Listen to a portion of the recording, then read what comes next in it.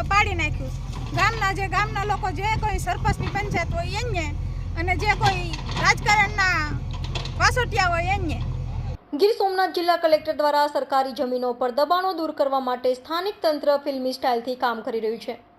આજ રોજ ઉના તાલુકાના વડવાળા ગામે ડિમોલેશન કરવામાં આવ્યું. આજ રોજ ઉના તાલુકાના વડવાળા ગામે કલેક્ટરશ્રીના આદેશ અનુસાર ડિમોલેશન કરવામાં આવ્યું હતું.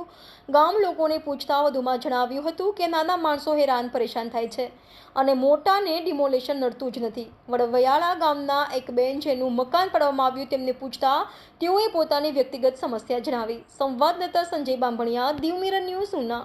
એનું કારણ એ છે કે કંઈ નડતું નથી, કંઈ લેવા નહીં દેવા નહીં. ખારામાં હાવથી ખારામાં જંગલમાં ઝૂંપડી છે ત્યાં આ લોકો પાડી નાખ્યું.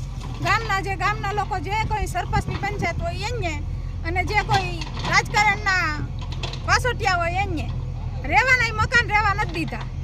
સમજ્યા? કોઈને નથી નડતું કે નથી કોઈ કંઈ પાટામાં આવતું કે કંઈ રોડમાં આવતું નથી નડતું. ત્યાં આ બધું પાડીને ખંડેર કરી નાખ્યું. સમજ્યા? રહેવા ઝૂંપડું નથી રહેવા દીધું.